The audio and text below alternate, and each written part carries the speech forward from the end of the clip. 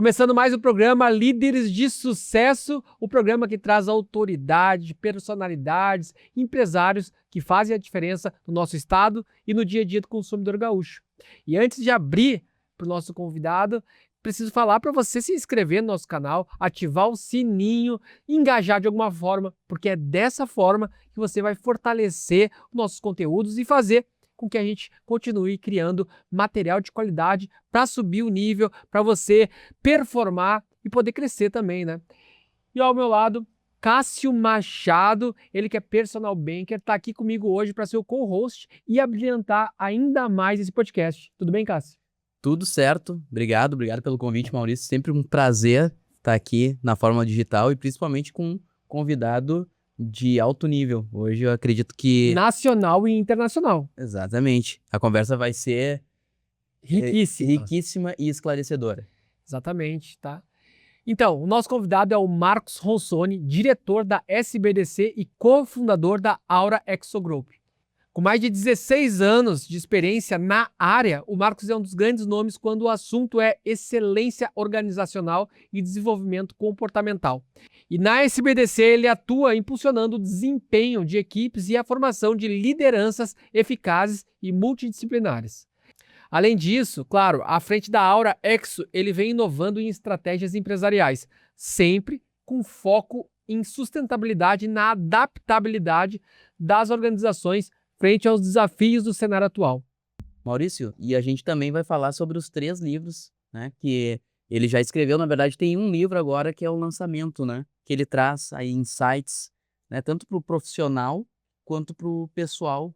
Para empresas de todos os portes, nacional, internacional, público e privado. Exatamente. É algo que promete ser algo disruptivo mesmo para a cultura das empresas e vale muito a pena esse podcast.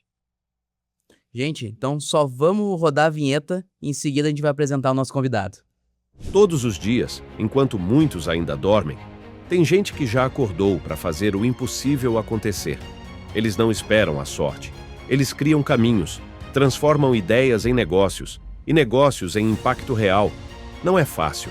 É arriscar, é cair, é aprender, é levantar todos os dias com uma nova chance de fazer melhor. Empreender é resistir quando ninguém mais acredita. É seguir, mesmo quando o mundo diz para parar. É acreditar no invisível antes de ele se tornar realidade. O Líderes de Sucesso nasceu para contar essas histórias, para revelar quem está por trás dos resultados, para valorizar quem transforma o país todos os dias. Aqui, cada conversa é uma ponte, cada episódio, um espaço de crescimento. Cada encontro, uma nova oportunidade de fazer história. Líderes de Sucesso, onde grandes histórias encontram grandes oportunidades. Então, Marcos, gratidão pela presença aqui na Fórmula Digital. A gente está muito honrado com a tua presença, de verdade, né? Grande escritor, né? Mentor dos mentores aí, né? Para empresários. E eu acho que esse tipo de trabalho é algo que dá força para a empresa e faz com que elas cresçam, né? E agora, aqui já lançado nessa semana, aí o 3º livro, Adaptabilidade. E a gente queria saber um pouquinho mais, né, sobre o livro, o que tu tá trazendo no livro, né, que eu acho que as empresas que não se adaptam, elas tendem a não seguir, né, a ter uma descontinuidade. Então a gente quer saber o que tu tá trazendo. O que te motivou também a escrever esse livro? Como é que foi a construção desse livro? Teve muito estudo? Levou quanto tempo? Hoje eu estava pensando sobre isso, né? Se teve um momento eureka, assim, de agora eu vou escrever sobre isso. E, na verdade, não houve. A minha primeira reflexão foi sobre a palavra resiliência, né?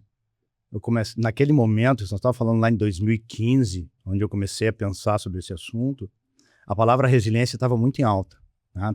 A gente queria aumentar a resiliência, lembrando, isso é antes da pandemia, a gente estava querendo aumentar nas corporações a capacidade de suportar a pressão das mudanças no ambiente organizacional. E resiliência, do conceito, né, na etimologia, ela vem como a pressão, a capacidade de suportar a pressão e retornar ao estágio anterior sem se deformar. É claro que se a gente for olhar na literatura, depois esse conceito avançou, mas ainda tinha que ter uma pressão. E aquilo me incomodava, digo, Cara, não tem um conceito melhor, porque no mundo atual, sofrer pressão para se deformar, me parece que sempre vai estar presente a expectativa de sofrer uma pressão.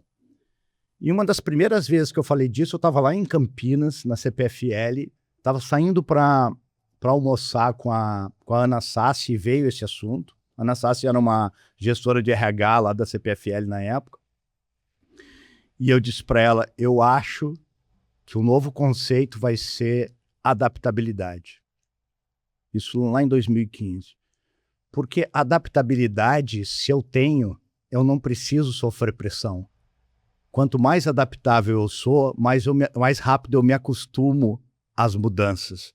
E como a velocidade das mudanças estão acelerando muito, e o Eric Telles falou, acho que já uns 5 anos atrás, que é o CEO do Google X, ele falou que a velocidade das mudanças já ultrapassou a capacidade de adaptação do ser humano médio, ou seja, a velocidade das mudanças estão pedindo um ser humano mais adaptável, não faz sentido a gente resistir. Resiliência vem de resistir. Nós precisamos se modificar. Então eu comecei a pensar sobre isso, sobre esse conceito. Mais na frente, eu comecei a me dar conta que o Darwin fala disso, pelo menos é imputado a Darwin, né? Darwin fala que não é o mais inteligente, nem o mais rápido, nem o mais forte, que sobrevive, é o que melhor se adapta às mudanças. E aí eu comecei a pensar, o que o Darwin falou ainda é verdade. A menos por uma questão. Eu não quero só sobreviver. Então, se eu não quero só sobreviver, se adaptar talvez tenha uma nova conotação. Porque se a gente pegar o conceito da palavra adaptar, significa que algo mudou e agora eu vou me transformar a partir das mudanças que aconteceram. Mas num cenário em que eu quero tirar vantagem, talvez eu tenha que ser o promotor de mudança. Então, o conceito que eu trabalho no livro de adaptabilidade é um conceito um pouco diferente do conceito convencional, né? A pessoa que tem adaptabilidade é aquela pessoa que tem capacidade de promover mudanças ou antecipa-se às mudanças. Marx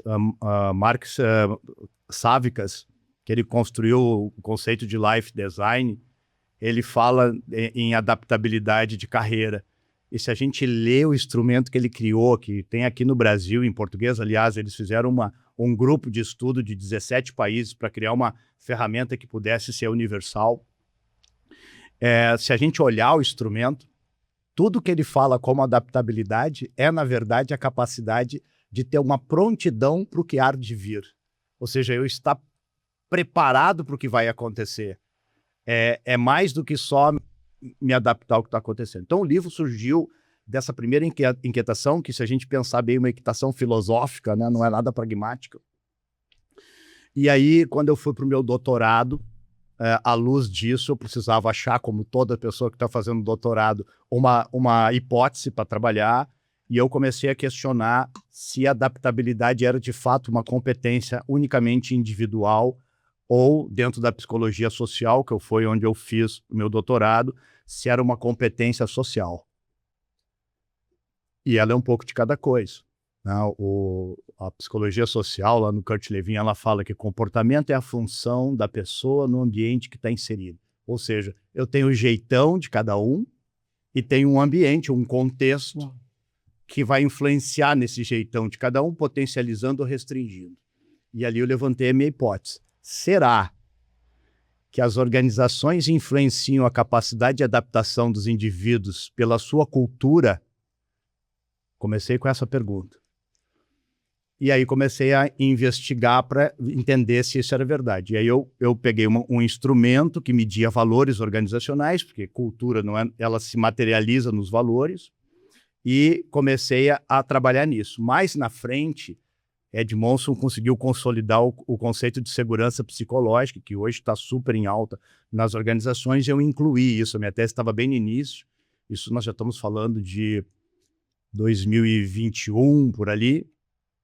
Eu resolvi aprofundar também a minha tese perguntando, será que a segurança psicológica influencia a capacidade de adaptação? Porque daí tudo isso é contexto organizacional. Segurança psicológica é o quanto a organização ou a equipe promove um ambiente onde eu possa me expressar livre de julgamentos. Ou seja, eu não tenho um medo de me expressar, eu digo o que eu penso.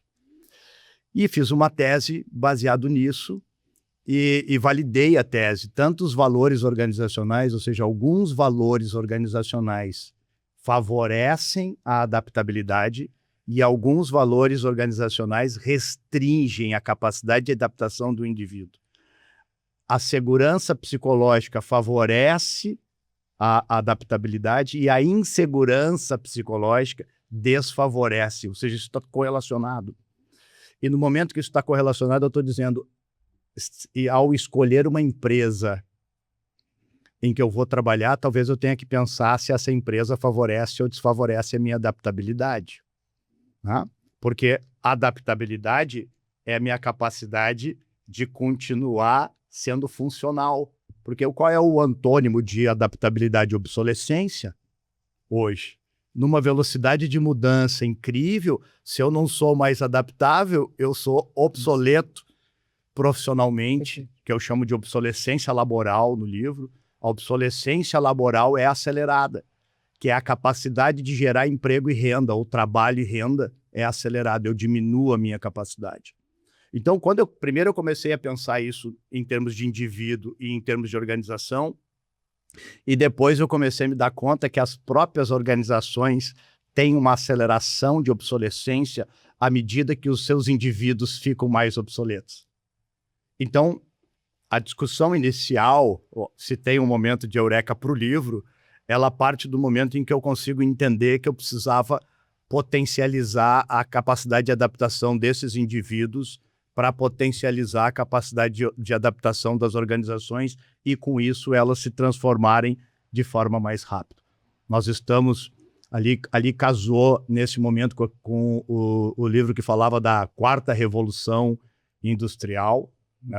Se usou essa expressão, né?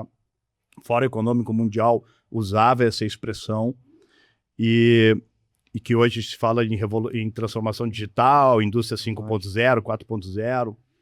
Na época era a quarta revolução industrial, e ali eu peguei essa carona para começar a construir um conceito de transformação organizacional.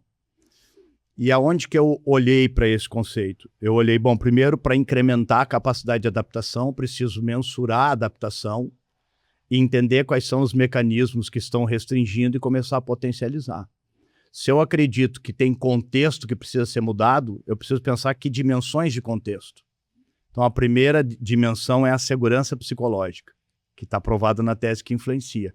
Preciso mudar a segurança psicológica dos ambientes organizacionais, medindo e criando uma cultura onde é possível eu me expressar e questionar o que está sendo dito como verdade absoluta.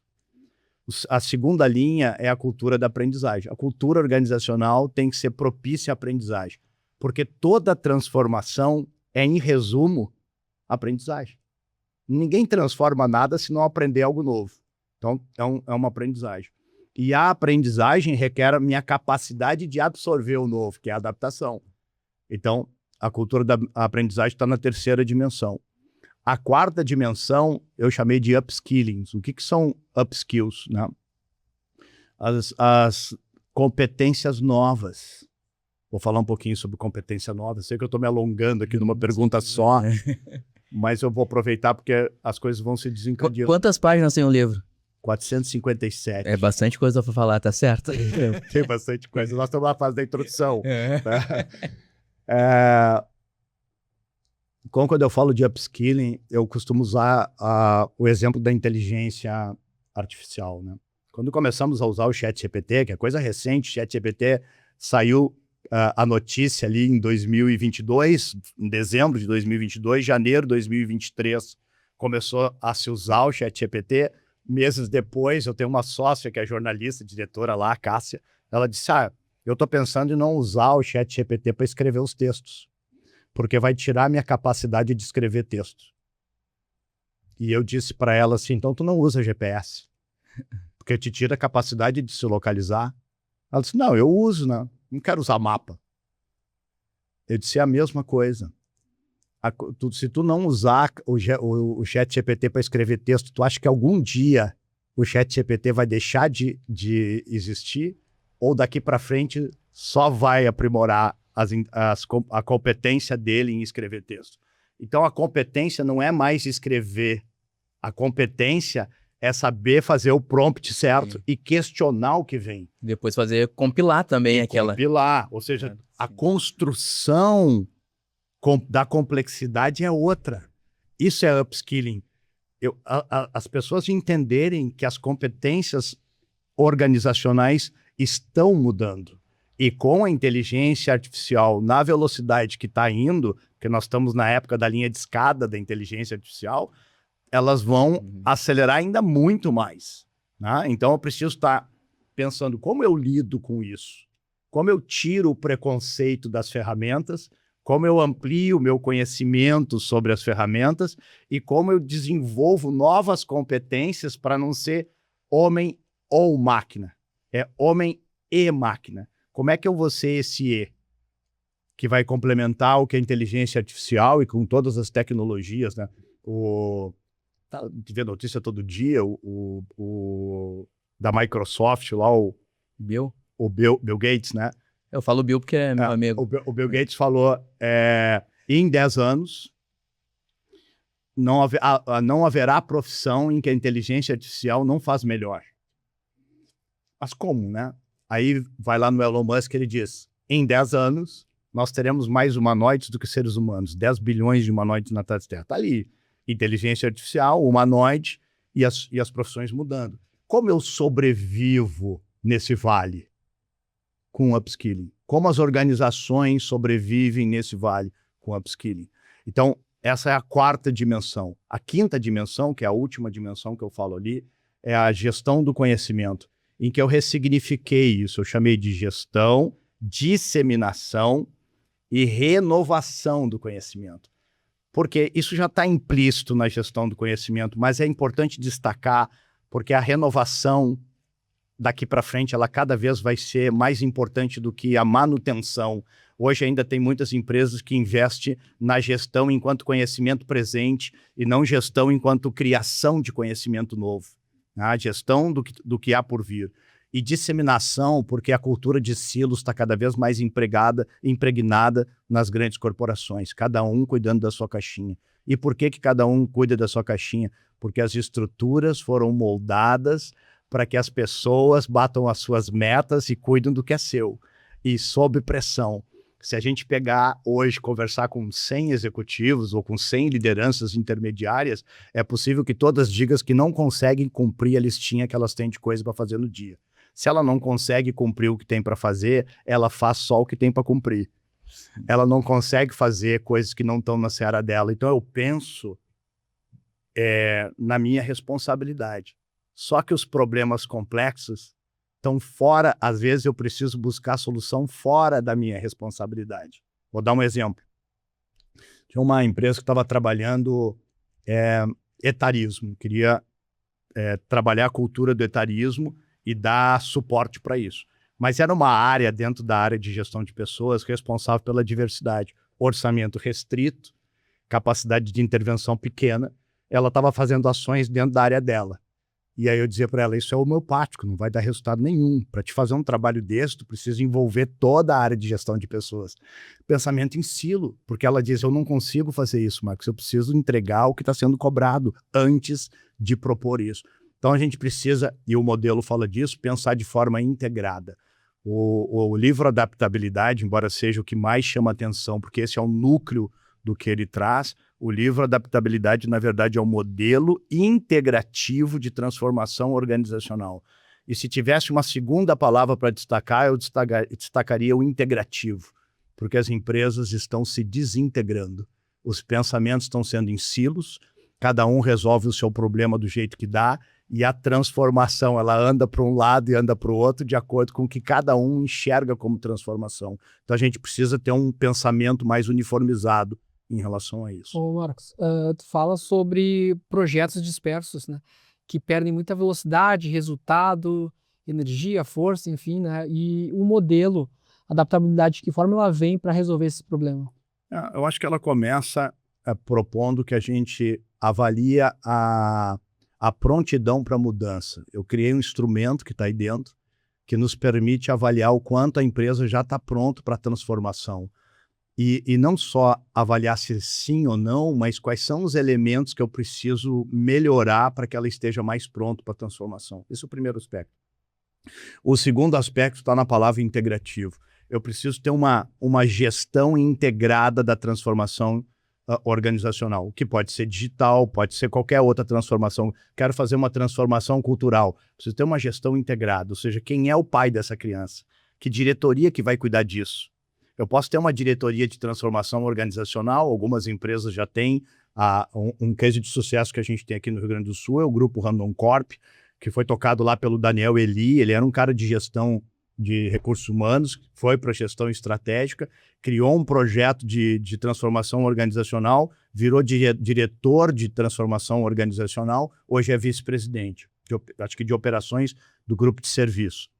Tamanho é o sucesso que fez o resultado do que ele implementou lá. E qual era a grande sacada que eu vejo? Ele trouxe para a diretoria essa responsabilidade. Ela não fica dissepada dentro das organizações, cada um cuida de um pedaço. Ou seja, eu tenho alguém que é pai dessa criança e que pensa isso conjuntamente e que mobiliza os recursos. Bom, então se eu sou o responsável por isso, eu preciso pensar todas as iniciativas que tem dentro da nossa empresa, que é projeto de transformação, e juntar isso num penso comum. Porque se eu não junto isso num penso comum, cada um vai pensar a sua fatia. Então, posso criar um comitê para trabalhar em conjunto, porque eu tenho diversas diretorias? Posso. Nós temos um cliente em Moçambique, a EDM, empresa de eletricidade de lá, e a gente está mexendo no modelo organizacional estratégico, mexendo na cultura, justamente num projeto de transformação. Eu ia te perguntar isso, né, com relação à cultura, porque às vezes a empresa quer fazer uma mudança, quer se adaptar, porém também a base dela daqui a pouco não é sólida. Tu também precisa mexer na cultura. Fazer esse alicerce. Eu não vejo um processo de transformação sem mexer nos valores e crenças, que é a cultura. Quais as principais barreiras da cultura, assim, que tu vai ter, até desafio para implementar a adaptabilidade? Acho que a maior barreira de todas, em todo lugar, é a resistência à mudança. Tá?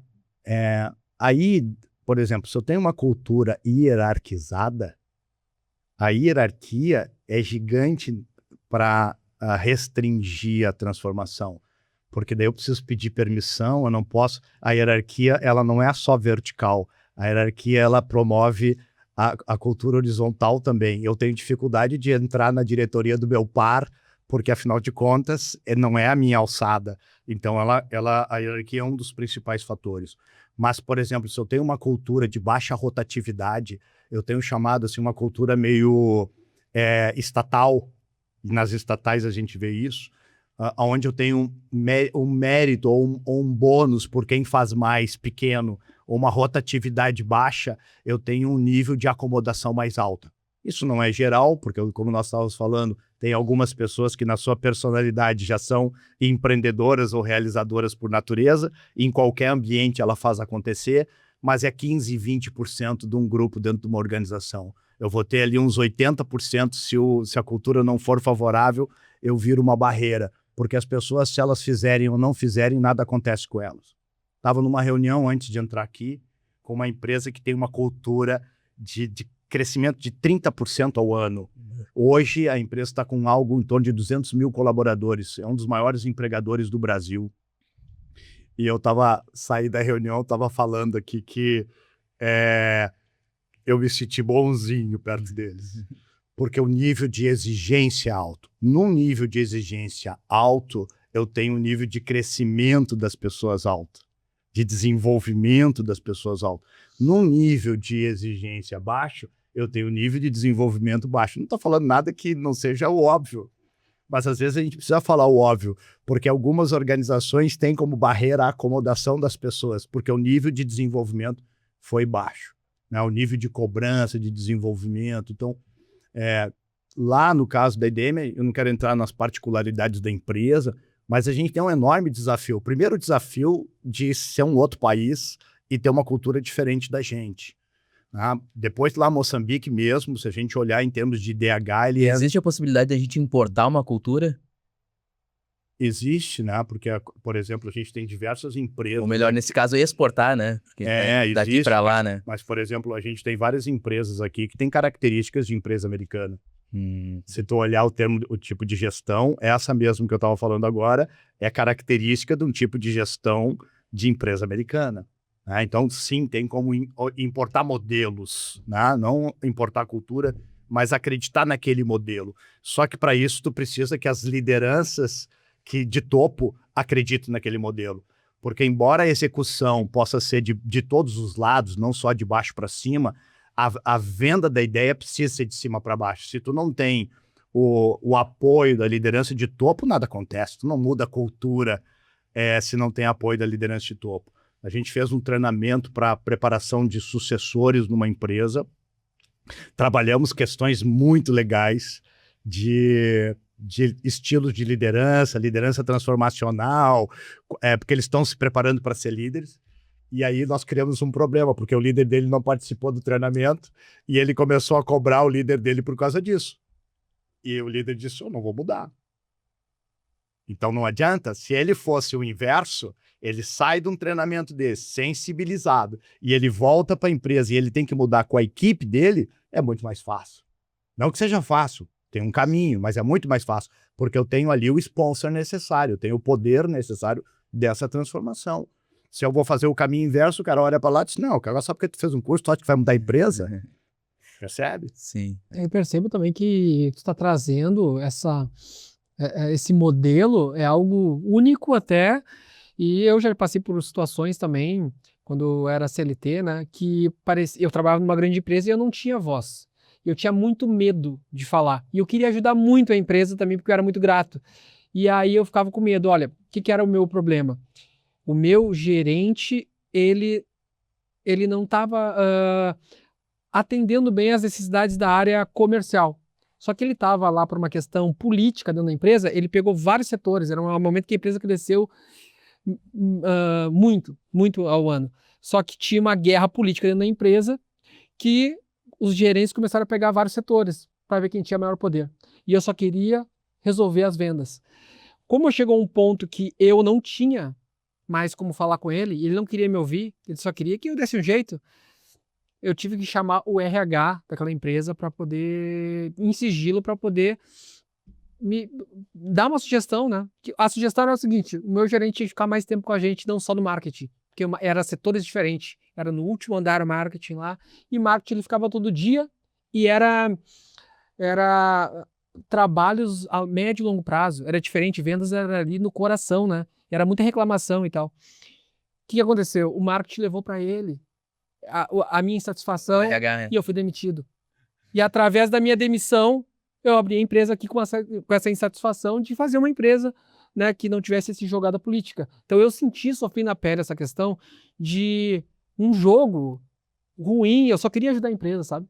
Isso aí é bem interessante, até com relação a essa segurança, né, que tu havia falado lá no início, né, do trabalhador, do colaborador, poder expor essas ideias e também implementar, porque de repente ele viu uma coisa diferente num outro lugar, porque são uma empresa, essa que tem mais de 200 mil colaboradores.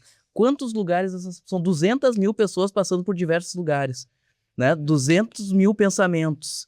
Cara, de repente um pensamento daquele ali pode ser a virada de chave da empresa. Exatamente. A gente estava... Então, primeiro que a segurança psicológica, que é exatamente Segurança psicológica. o ambiente onde eu posso achar o espaço, e eu de forma autoral, dividi a segurança psicológica em 3 dimensões.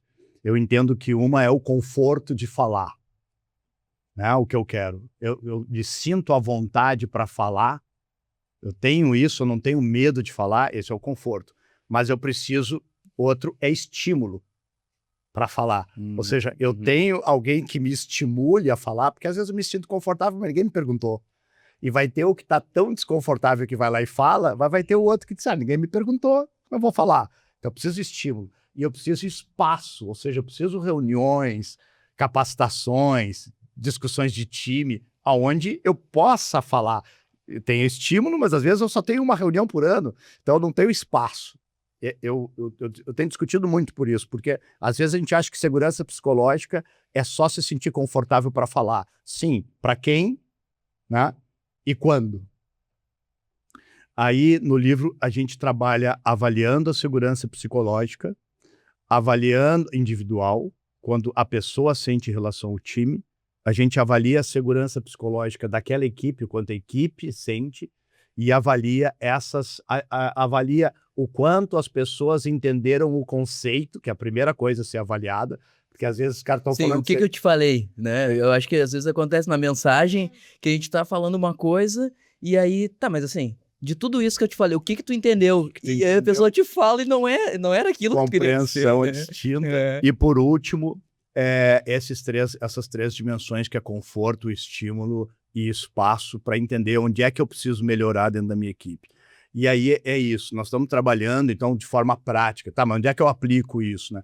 Porque esse livro ele pode ser aplicado tanto na íntegra, pegar isso e aplicar o modelo, como não, eu nesse momento percebo que eu tenho que trabalhar a cultura da aprendizagem. Eu vou lá e aplico as questões de cultura da aprendizagem. Ah, nesse momento eu tenho que trabalhar a segurança psicológica. Eu vou lá e aplico. Então, nessa empresa que a gente está trabalhando, é uma empresa que tem a sua matriz na Arábia Saudita, então tem uma cultura distinta da nossa, e onde na manufatura eu fui fazer um outro trabalho lá, que era de construção de time, e ao fazer o trabalho de construção de time, eu disse, nossa, as pessoas não se sentem à vontade para se expressar. As pessoas, quando tinham um ambiente de grupo, elas, mas eu preciso dizer mesmo aqui, me chamar no canto. Eu disse, não, chamei as lideranças, precisamos fazer um trabalho de segurança psicológica aqui. Primeiro trabalho que a gente fez, que a gente está iniciando agora, já estou no meio desse processo lá com eles, é eles lerem os conceitos. Vocês entenderam o que é e o que não é segurança psicológica? Tivemos a reunião ontem.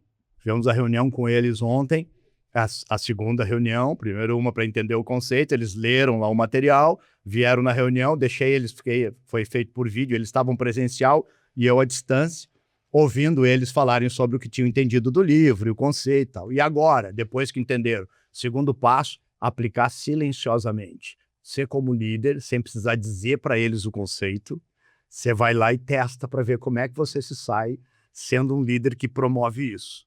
Aí depois vem os outros estágios que estão descritos no livro, mas entre eles eu preciso levar o conceito para a equipe, eu preciso fazer novas combinações, eu preciso avançar com esses temas.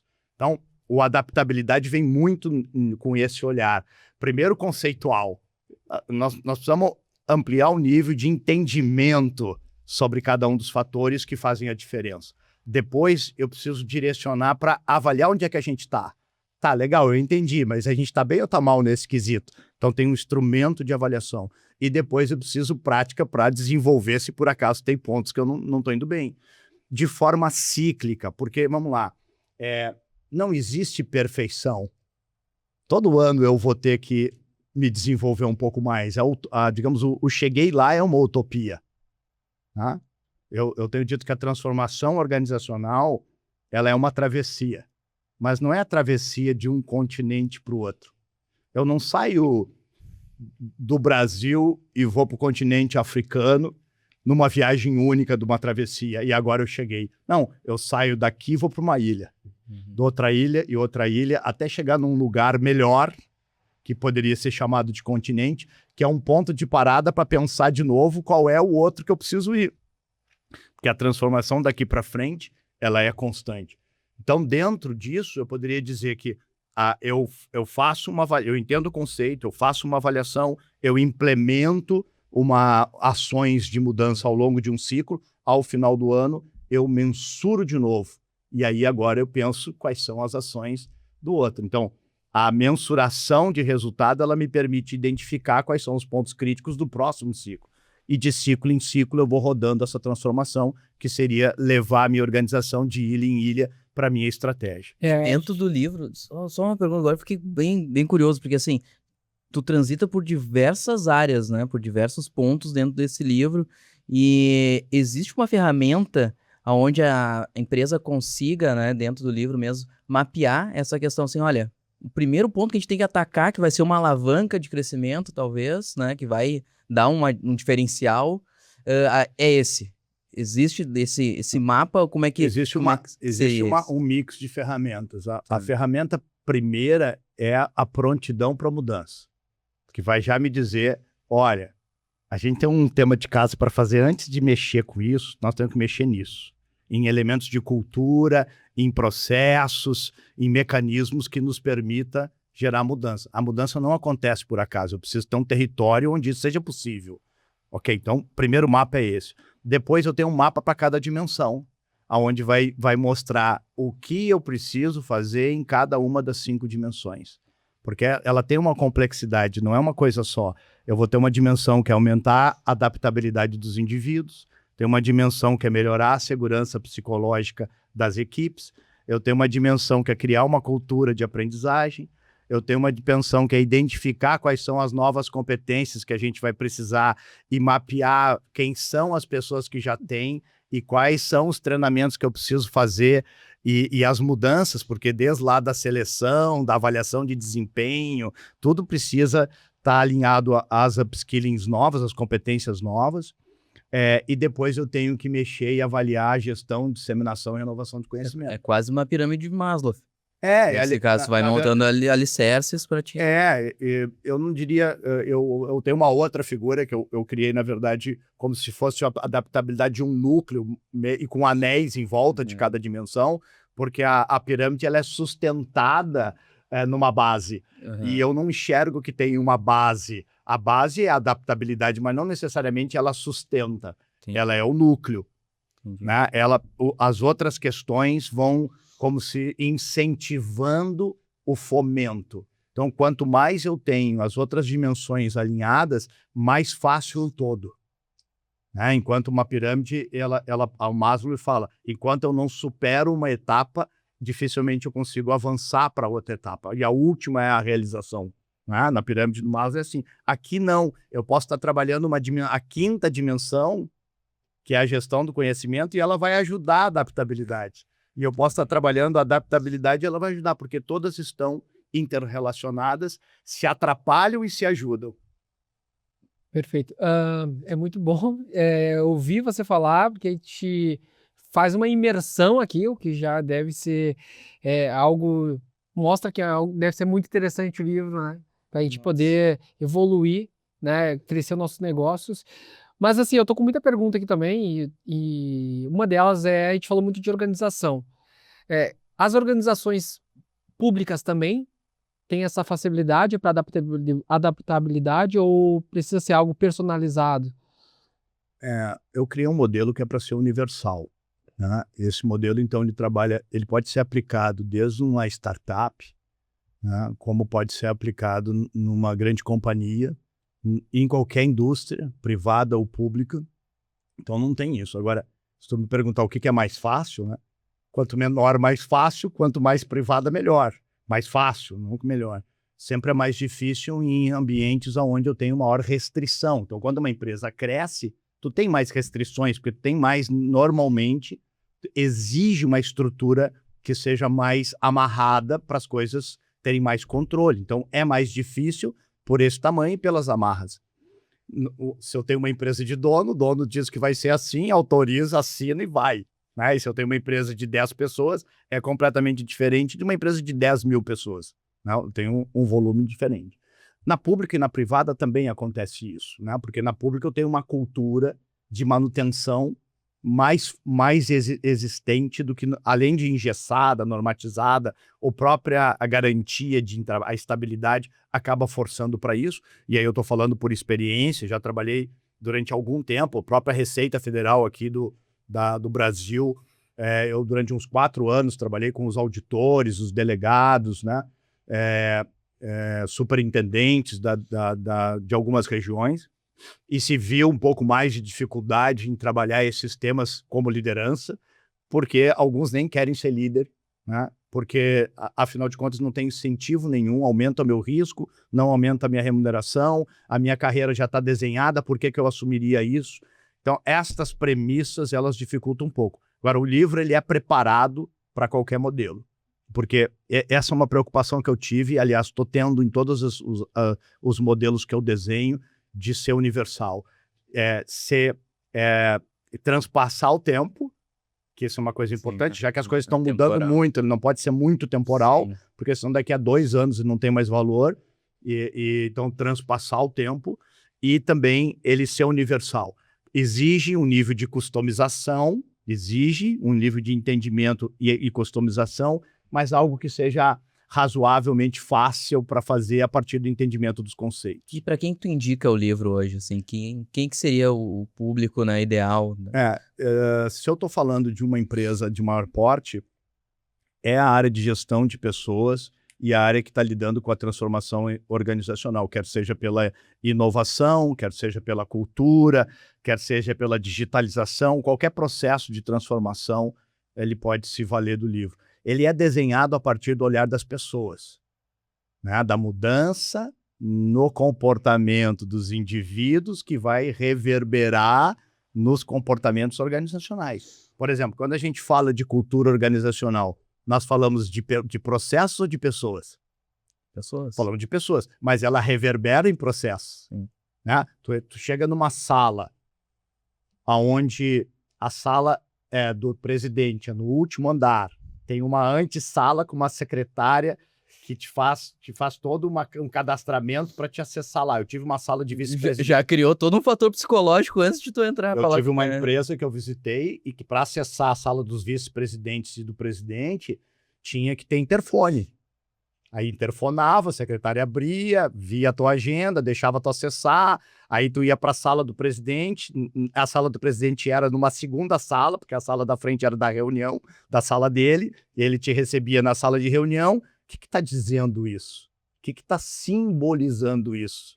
Que existe uma hierarquia, Sim. que existe uma autoridade. Então, é pessoas, mas ele reverbera em símbolos e reverbera em processo. Aperta a campainha, atende uma secretária. Então, o modelo que a gente utiliza aqui é da Carolyn Taylor, que fala que cultura ela é comportamento, símbolos e processos. A base é o comportamento, mas ele se transforma em símbolos e processos. Né?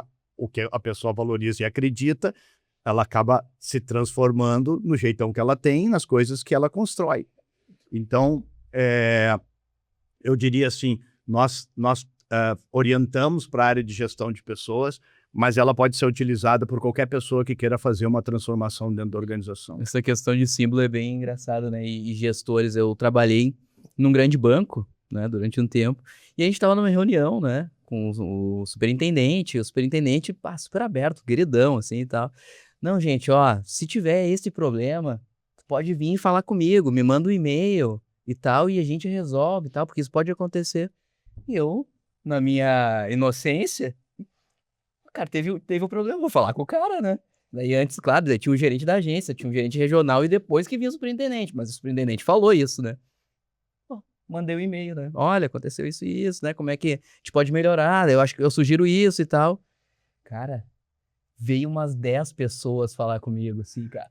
Como é que tu manda uma mensagem, um e-mail pro cara? Tá, mas peraí, a cultura não era de falar, não era pra gente conversar, sabe? Então, às vezes a cultura é assim, o discurso é uma coisa Exatamente. e na hora de que O é... processo real não é aquele. Como é que abrir essa mentalidade da empresa pra isso, sabe? Porque tem essa distorção, que uma coisa é o que... Porque assim, num contexto geral, a gente precisa realmente fazer essa abertura pra se adaptar. Porém, às vezes tem esse sistema, assim, que é engessado. Quando a gente está falando de cultura, né, eu acho que o primeiro ponto é mapear o desejável. Eu gosto de começar pelo desejável, porque quando a gente enxerga o desejável, fica mais fácil. Né? Bom, o que seria o ideal da cultura da nossa empresa aqui? Seria legal que as pessoas fossem engajadas, sem a gente for protagonista. O que é um engajado? O cara que tu não precisa ficar empurrando, ele assume. Legal, então vamos lá. O que seria legal em relação aos processos? Os processos não fossem burocratizados, que a decisão fosse mais rápida. E a gente vai desenhando. A hora que a gente desenhou, tá aí agora. Vamos olhar para isso, como é que a gente é. Quando tu desenhou como é que a gente é, deveria ser e como é que a gente é, fica um vale, né? Um lapso, que tem um buraco aqui que precisa ser revestido. Agora começa o trabalho de cultura, que é um trabalho árduo, lento e contínuo. Então, o que a gente vai atacar primeiro? De que forma? Porque para te mexer em cultura é de todos os lados. É com capacitação, é com informação, é com a fala, é com a estratégia. Tá? Para mim, um dos mestres aqui do Rio Grande do Sul em cultura é o da Renner, lá, o Galó. O Galó fez uma revolução cultural nas lojas Renner incrível a partir da mudança cultural. E uma das coisas que ele fez, que para mim é bem simples e que fez uma baita revolução, ele viu que ele sempre foi um defensor da simplicidade. E ele viu que o crescimento e o tamanho da Renner estava criando complexidade. O que ele fez? Um símbolo, 5 leis da simplicidade. Vamos criar os 5 leis, vamos divulgar as 5 leis da simplicidade. Uma delas é confie mais, controle menos. A outra delas é evite se melindrar. Sabe? Umas coisas assim simples, mas que acaba divulgando. Em todo treinamento eles tinham que repetir as leis, em toda a fala dele ele reforçava a lei, e aí tu começa a botar na cabeça das pessoas uma nova cultura. E as distorções que isso acontece também, porque eu lembro que as pessoas começaram a dar feedback duro para os outros e dizer, tu não pode se melindrar, tá lá na lei. E não entenderam que o que estava dito na lei não era isso. Não era o sobre que isso. dizia era, você não se melindrar e não te dá o direito de melindrar o outro. Aí tu tem que corrigir, porque é normal. Sim. Tu tem que ir ajustando. Peraí, pessoal. É sobre aquilo, né? O que eu te falei e o que tu entendeu? O que eu te falei que tu entendeu, né? E às vezes o cara entende o que ele quer, né? Ele usa a favor dele. Né? Então, não é sobre chegar numa empresa já com adaptabilidade e implementar ela. Existe todo um estudo antes, né? Tem uma escala de maturidade transformacional, né? A pergunta que eu te faço é, aqui na Fórmula, a gente tem, os nossos parceiros têm 1.000, 2.000, 3.000, 5.000 funcionários. Chegando lá, esse profissional, né, que fez esse estudo lá, para fazer essa transformação, e o diagnóstico é muito ruim, como é que tu lida com isso? Como é que se lida para falar com o CEO da empresa, né, e mudar isso? Eu acho que essa coisa de resposta pronta, né? Como é que se lida para uma situação, seria como se tivesse uma receita para todas as situações. Depende. Porque tem muitas variáveis nisso, né? Eu tenho, por exemplo, quem está tocando isso é o RH. O RH, como é que ele é? Ele é um RH que tem credibilidade ou ele é um RH fraco? Essa é uma das perguntas que tem que se fazer. Porque se ele é fraco, quando ele for lá apresentar esse resultado, já vai, por melhor que seja o trabalho que está sendo feito, ele não tem força de transformação. Então começa, por isso que eu digo, a pessoa que vai conduzir um processo desse precisa ter experiência para entender a complexidade que isso tem. Eu começaria então, passo 1, nível de credibilidade do sponsor, de quem está conduzindo esse processo. Tanto da consultoria, ou seja, quanto de credibilidade que ela chega, de preparo, de experiência, digamos, de convicção, né, de abertura, de não chegar querendo dar receita de bolo, porque também isso é um tiro no pé. Às vezes o cara acha que tem experiência, ele vem dizendo que tem que ser feito numa empresa que é completamente diferente. Então, primeiro, a maturidade do consultor, se for uma consultoria externa. Dentro da organização, a credibilidade da pessoa que está tocando esse processo. Porque se tu tiver com uma pessoa fraca, tu tem que começar, não é que não vai fazer nada, tem que começar por ações menores, para ir construindo credibilidade. Tu não pode começar com um projeto desse tamanho gigante. E mesmo com uma pessoa que tem credibilidade, às vezes, se você é uma consultoria que está chegando na empresa, não entra com um projeto gigante. É grande demais para ele, entra com um ganho de credibilidade. Vai lá, faz uma ação, os caras começam, opa, esses caras aí, na própria EDM, que agora a gente está com um projeto grande, a Eletricidade de Moçambique, a gente começou, eles vieram aqui no Brasil, fizeram um curso de formação, gostaram, levaram para lá, a gente fez um curso de formação lá, gostaram, se sentiram mais forte para nos chamar, chamaram para um plano de desenvolvimento de sucessão, gostaram, agora tem os novos conselheiros de administração, tu faz uma capacitação para eles. Fizemos, aí já fomos para a liderança de topo, ou seja, estava lá... É que ninguém sai casando direto, né? Primeiro tem amor, aí né? Fizemos isso, aí a liderança de topo gostou, bom, daí o RH sentiu, bom, agora eu tenho... Aí estamos fazendo mentoria com os conselheiros, o que nos permite entrar com um projeto maior, porque a credibilidade da consultoria e a segurança da área de gestão de pessoas cresceu, e com isso a gente consegue... discutir coisas sem muito será, será que isso vai funcionar? Não, a gente já sabe que a gente pode confiar neles que vai funcionar. E aí a gente mesmo assim, a gente começa lá nós estamos agora com um plano de desenvolvimento de liderança para começar a formar a base para o que a gente está chamando de modelo organizacional estratégico novo. Então, para formar a base. Então, é por isso que eu digo, por onde começa e de que forma, eu acho que o primeiro ponto é a credibilidade que é construída, segundo é um plano. Nós precisamos pensar, a partir desse cenário que foi, um plano. O que a gente vai fazer primeiro?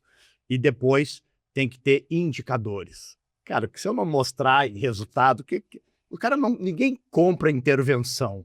Ninguém compra mentoria, treinamento, consultoria. O que ele compra é o resultado disso. Não é? Então eu preciso ter indicadores consistentes.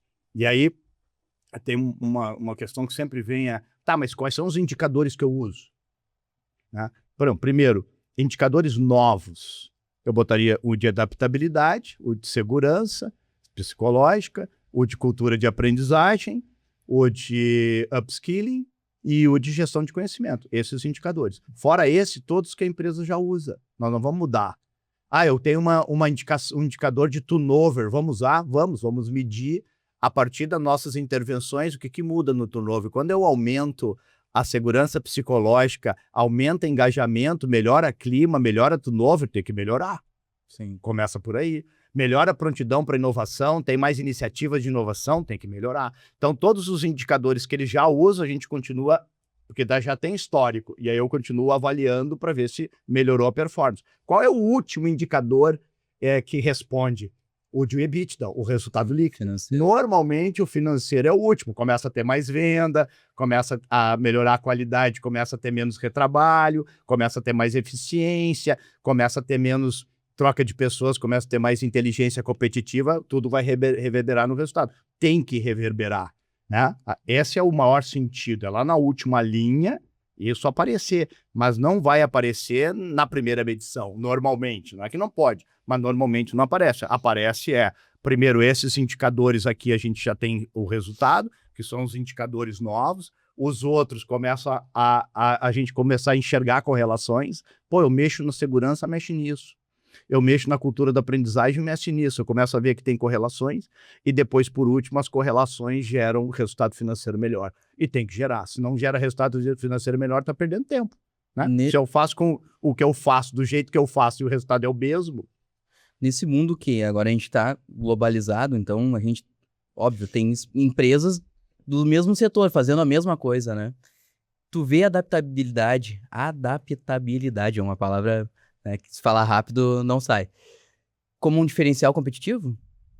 Eu vejo como a adaptabilidade tanto dos trabalhadores como da organização como um diferencial para responder ao mundo mutante. Eu nem dizia que é um mundo adaptável, é um mundo mutante. Qual é a diferença entre eu ser adaptável e ser mutante? A adaptabilidade é uma mudança sucessiva. O mutante é borboleta para larva, né? Há de fato uma transformação grande. A gente está no mundo mutante. Nós temos empresas que mudam completamente, vão mudar completamente nos próximos 10 anos, de mercado, de tecnologia, de inteligência, de approach, de estratégia, porque a gente está com uma grande revolução em curso. Então, é um baita diferencial eu incrementar a capacidade de adaptação destas organizações a partir das pessoas. Bom, sobre visão de futuro, eu quero fazer a última pergunta. Se você fosse escrever esse livro em 2030, qual capítulo tu acha que precisaria de mais revisão? Como falei, eu tento escrever de forma atemporal, né? Pelo menos a metodologia, porque quando escreve a metodologia, às vezes leva 3, 4, 5 anos para aquela empresa começar, de fato, a implementar, não pode ser alguma coisa passageira. Então, não ser engessado ao ponto de ter essa perecividade alta. Mas tem um capítulo aqui, que é o 2º, que fala de tendências. E quando eu escrevi, então ela está entre 2024 e 2025. Se a gente for escrever tendências em 2030, porque eu para discutir, eu trago, vamos contextualizar. Então eu falo ali desde modernidade líquida, a chegada da inteligência artificial, eu falo sobre estratégia, eu conto o meu exemplo, né? Antes quando eu comecei a escrever esse livro, era antes da inteligência artificial. Eu tinha para mim como objetivo, nunca tinha ouvido falar que apareceu um ChatGPT, escrever. Eu tô com 54 anos, então aos 50 anos, eu digo, nos próximos 10 anos eu vou escrever no mínimo 10 livros, de 10 a 15 livros, como estratégia de construir notoriedade para que aos 60, 65 eu tenha ainda uma capacidade de gerar emprego e renda pela notoriedade.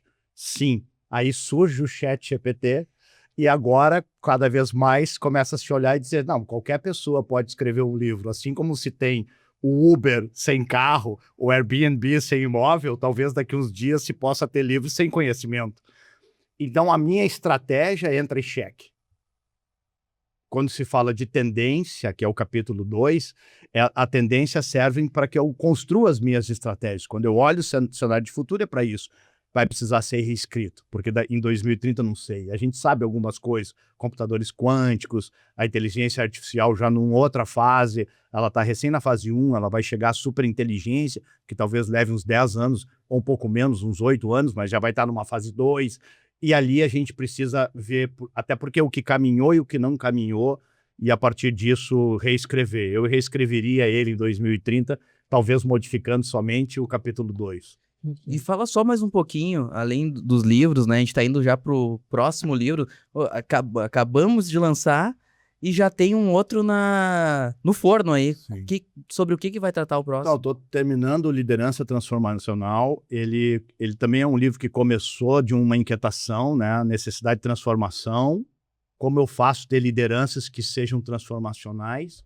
E a base da liderança transformacional é que a estrutura organizacional quer líderes que transformem e que formem pessoas, mas ela é construída para ter líderes que sejam operacionais e que executem.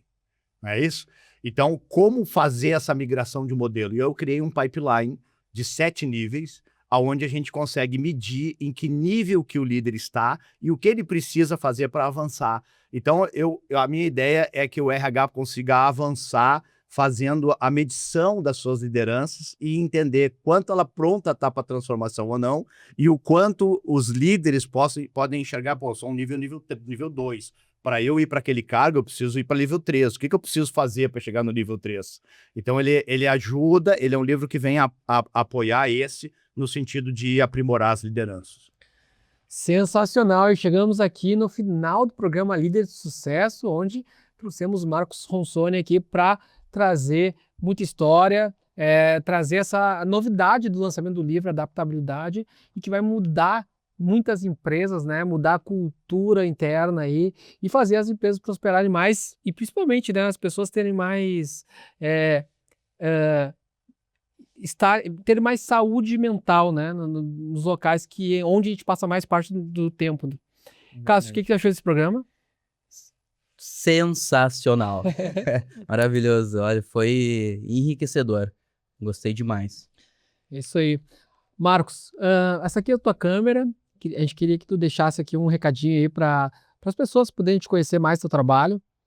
Bom, acho que o recado que eu posso deixar assim, como recado final, que eu faço parte da Sociedade Brasileira de Desenvolvimento Comportamental e a gente tem alguns valores, só falando sobre os valores, né? Um dos valores é a mentalidade da abundância e não a mentalidade da restrição, né? Nesse sentido, se alguém precisar de qualquer informação a respeito da adaptabilidade, liderança transformacional, mentoria, no nosso site lá já tem e-books para ser baixado. Esse livro provavelmente vai estar disponível lá em PDF também. Os outros livros estão disponíveis em PDF para que vocês possam estar acessando essas informações e conhecer um pouco mais sobre a SBDC também. No meu LinkedIn eu tenho Mente em Movimento. Eu pelo menos uma vez por semana escrevo um artigo sobre liderança, sobre transformação organizacional. Normalmente, quando eu tenho uma relação com o cliente, que ele tem um problema, eu primeiro escrevo um texto para pensar sobre o problema dele. Então, esses dias estavam me dizendo, pô, tô com a minha equipe sob pressão, preciso que tu faça uma palestra sobre isso. Parei um pouquinho, fui lá, escrevi o texto, mandei para ela. Isso aqui atende ao que eu pensei. Eu disse, ó, é super isso. Então, agora eu vou publicar lá no LinkedIn e eu uso Mentes em Movimento para estar documentando também isso. Então, nos acompanhe lá, Marcos Ronsoni, no LinkedIn, indo nas minhas postagens, tu acessa o Mentes em Movimento, pode seguir lá, e aí você tem acesso a essas informações e também tem acesso para me acompanhar nas redes sociais. Legal. Perfeito. Então, chegando ao final, o programa Líderes de Sucesso, um programa que traz autoridades, empresários e liderança que fazem a diferença no Estado, no dia a dia do consumidor gaúcho. E é isso. Ficamos aqui. Até logo. Todos os dias, enquanto muitos ainda dormem, tem gente que já acordou para fazer o impossível acontecer. Eles não esperam a sorte. Eles criam caminhos, transformam ideias em negócios e negócios em impacto real. Não é fácil. É arriscar, é cair, é aprender, é levantar todos os dias com uma nova chance de fazer melhor. Empreender é resistir quando ninguém mais acredita. É seguir, mesmo quando o mundo diz para parar. É acreditar no invisível antes de ele se tornar realidade. O Líderes de Sucesso nasceu para contar essas histórias, para revelar quem está por trás dos resultados, para valorizar quem transforma o país todos os dias. Aqui, cada conversa é uma ponte, cada episódio um espaço de crescimento, cada encontro uma nova oportunidade de fazer história. Líderes de Sucesso, onde grandes histórias encontram grandes oportunidades.